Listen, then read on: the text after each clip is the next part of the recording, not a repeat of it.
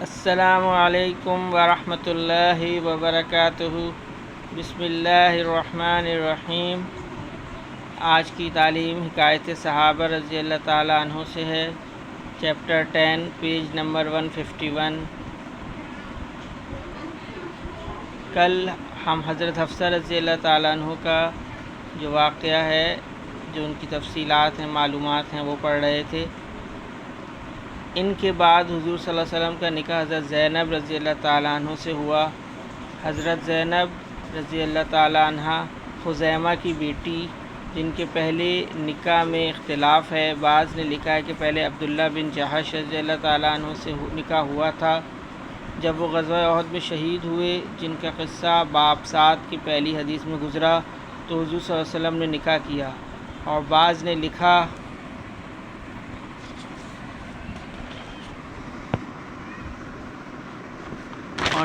نے لکھا کہ ان کا پہلا نکاح طفیل بن حارث سے ہوا تھا۔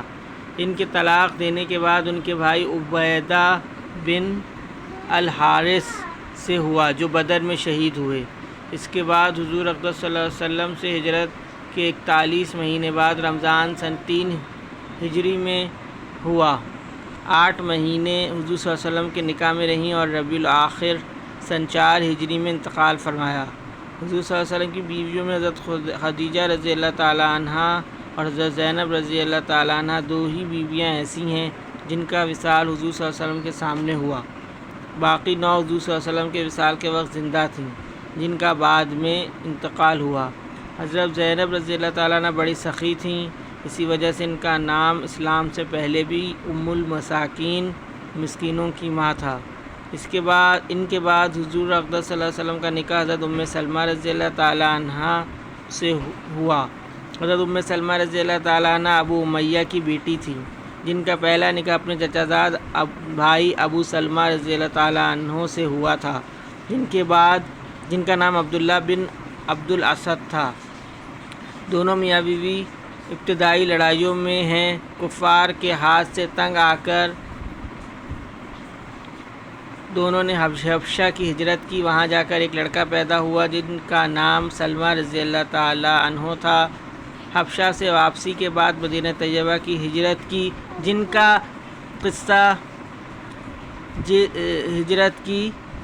جس کا قصہ اسی باب کے نمبر 5 پر مفصل گزر چکا ہے۔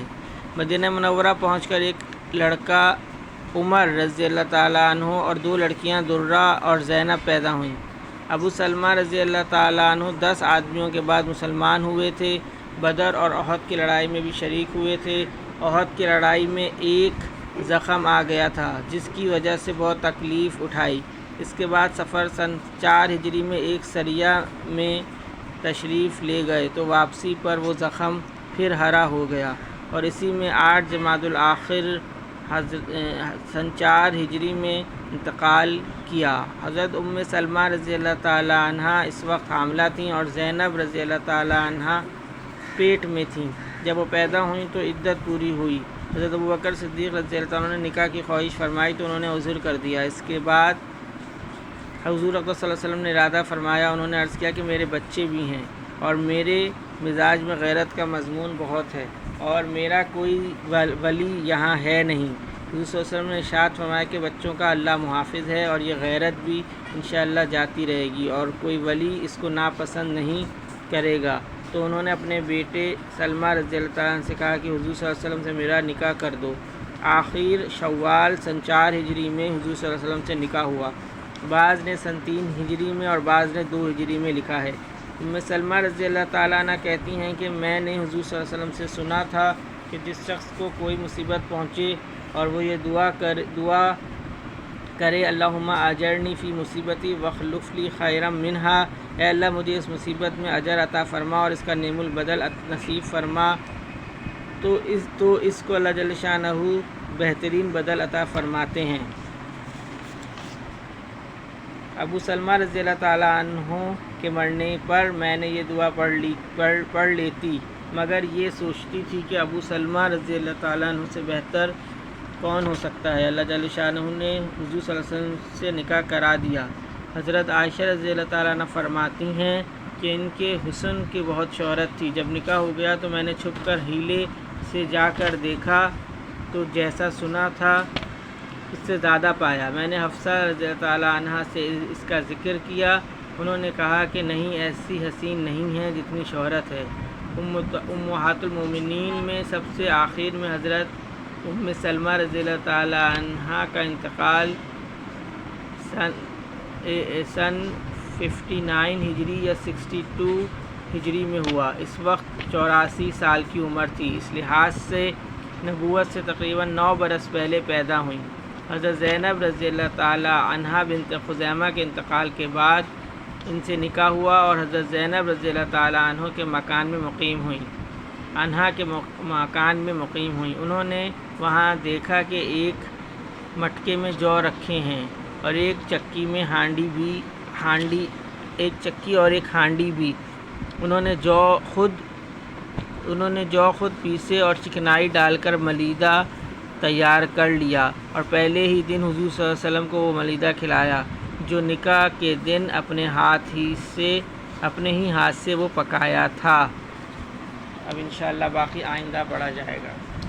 جو پڑھا اللہ پاک اس پہ عمل کرنے کی توفیق نصیب فرمائے۔